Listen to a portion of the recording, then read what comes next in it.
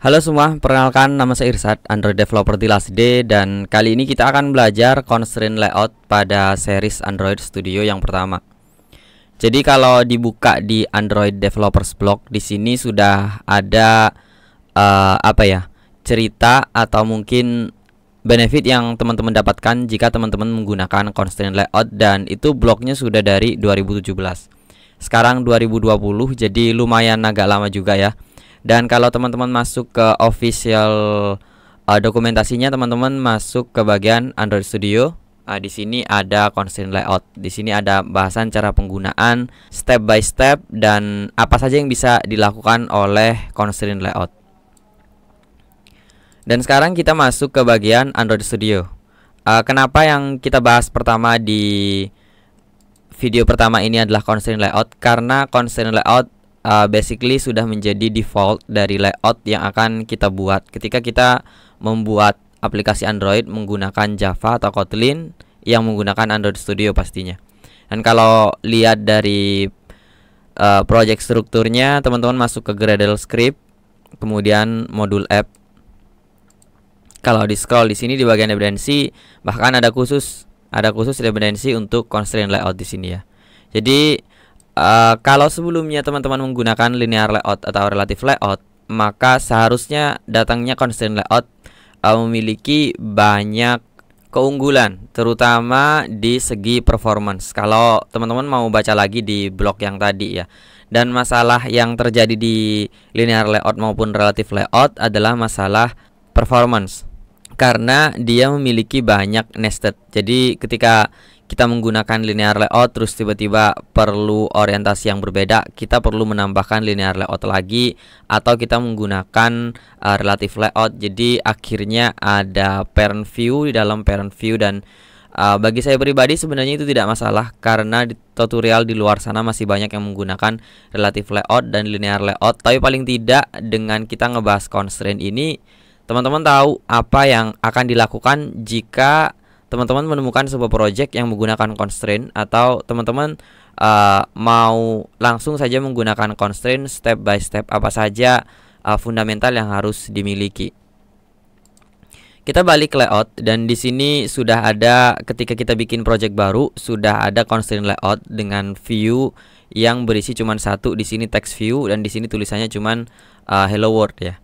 Dan di sini saya menggunakan Android Studio 4.0. Kalau tampilannya berbeda, mungkin teman-teman bisa perhatikan di sini. Saya menggunakan split, atau teman di sini, atau yang ini ya. Teman-teman gunakan split.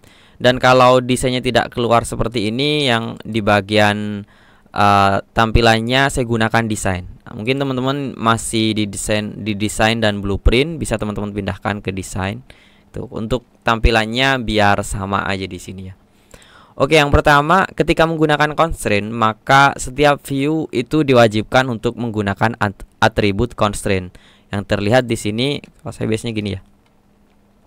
Di sini ada app layout constraint, berbeda dengan yang lainnya atributnya menggunakan Android, yang di sini menggunakan app, dan dia punya constraint mulai dari bottom, left, right, top. Jadi 4 arah, kiri, kanan, atas, bawah. Dan beberapa atribut ini diwajibkan ketika di sini sudah ada constraint. Jadi bisa saja terjadi error kalau kita menghilangkannya. Berbeda ketika kita menggunakan relative atau linear layout, maka atribut ini sudah tidak perlu digunakan lagi, karena atribut ini cuman kita gunakan jika kita menggunakan constraint layout. Yang pertama coba kita hapus ya. Coba kita hapus. Nah, akhirnya di sini muncul garis merah yang artinya terjadi error. This is view not constraint. Jadi dia tidak constraint, sedangkan parent view yang kita gunakan adalah sebuah constraint layout. Kira-kira kayak gitu. Kemudian kita kembalikan. Tapi pada intinya kita hanya memerlukan atribut constraint seperlunya pada posisi dia sebenarnya. Jadi yang bisa kita hapus mungkin bottom. Bottom kan di bawah ya. Kita hapus.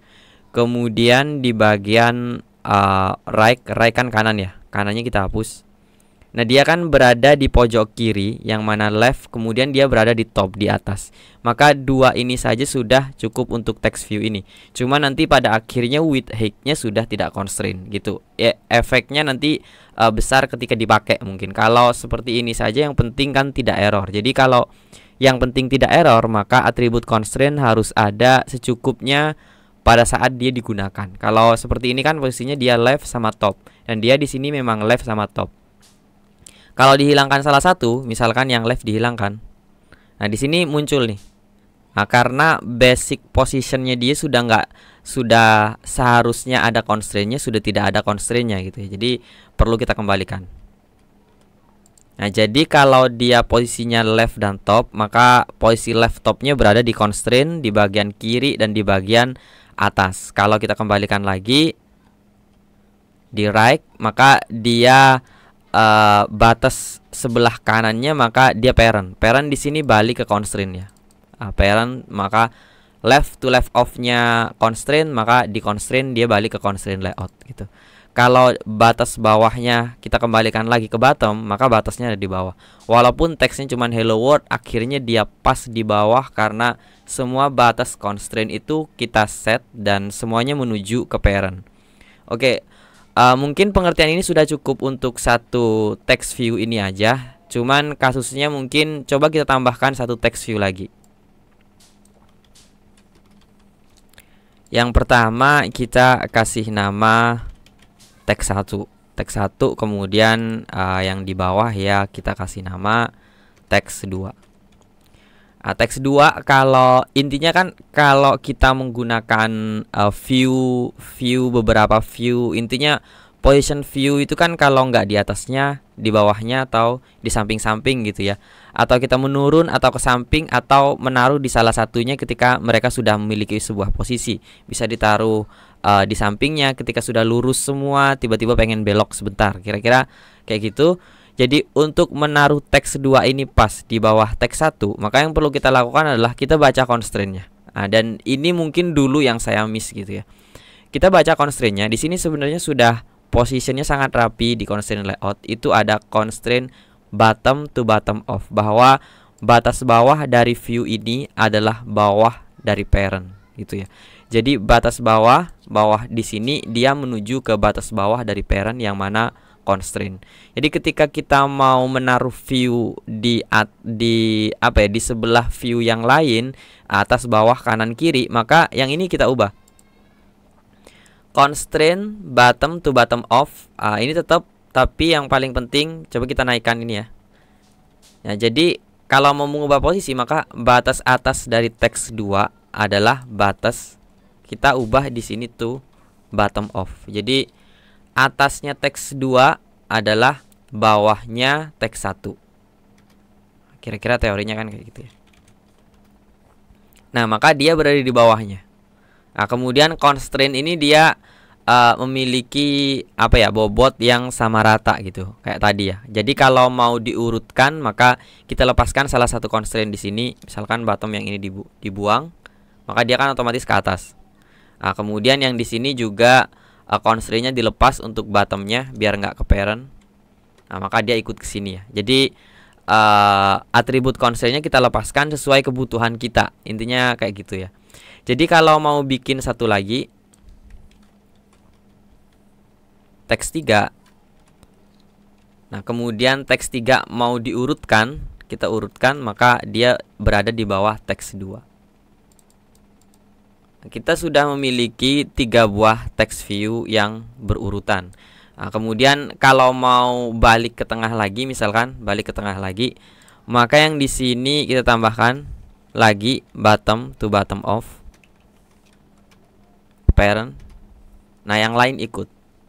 Nah, jadi seperti itu ya. Dan sekarang gimana kita menggunakan kalau kanan kiri gitu. Kanan kiri kita tambahkan lagi. Kita tambahkan lagi teks 4. Nah, kita coba taruh dia di sampingnya teks 1 gitu. Teks 1 kan yang paling atas ya. Nah, yang paling atas itu teks 1, maka di sini kita coba ubah yang bagian kanan dari teks 4 adalah bagian kiri dari teks 1 gitu. Bagian kanan to left off ID teks 1. Nah, kayak gini ya. Kalau nggak mau sama rata kayak gini, kalau mau di sebelahnya pas, maka left to left off parent-nya dilepaskan. Nah, maka dia akan dempet gitu ya. Kalau enggak ya kita balikan lagi. Nah, jadi dia pas di sini. Nah, kalau mau buat satu lagi, teks 5, dia mau di sebelah kanannya, maka bagian kiri dari teks 5 adalah bagian kanan dari teks 1 gitu. Jadi di sini kita ubah menjadi bagian kiri to right of ID teks 1. Yang di sini kita kembalikan lagi parent. Nah, kayak gini ya. Nah, jadi kalau ini dibuatkan semuanya menjadi constraint, maka dia bisa berada posisinya pas sesuai layar constraint ini, karena layar constraint ini dia match parent ya, mengisi semua layar, mengisi semua screen yang ada di sini.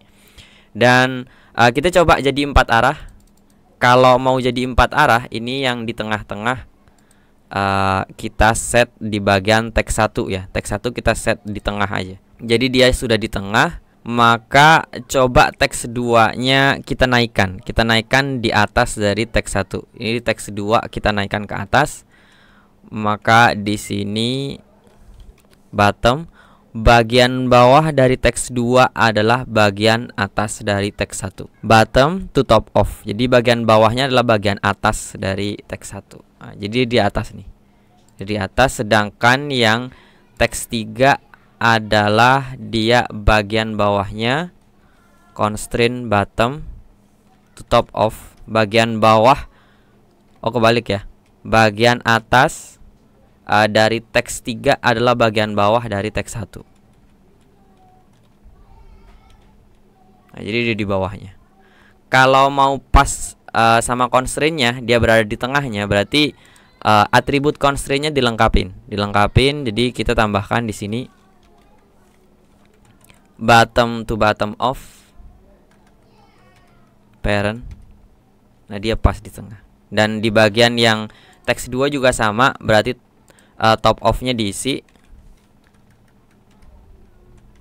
Dia di parent. Nah, kemudian untuk yang 2 ini dia berarti top sama bottomnya belum benar. Teks di sini top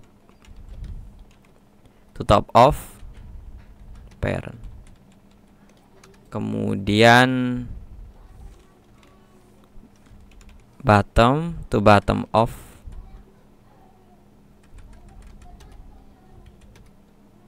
jadi dia pas di sini ya. Yang bagian sini juga sama. Jadi dia kita lengkapin di sini top like right. Berarti dia bottom parent. Ini yang ini ya. Top to top of parent. Jadi dia pas di sini ya. Nah, dia jadi pas 4 arah. Jadi kalau mau dia nggak ngikutin constraint, posisinya pas di sini, jadi di bawahnya teks 1. Mau tidak pas constraint, maka atribut constraint-nya dilepaskan. Ini kan atribut constraint-nya ada 4. Kita lepaskan biar dia dempet ke sini gitu. Nah, mungkin itu yang bisa saya share tentang constraint layout. Masih banyak lagi yang perlu dieksplor tentang constraint layout. Jadi kalau teman-teman ada pertanyaan, silakan tulis di kolom komentar dan jangan lupa subscribe.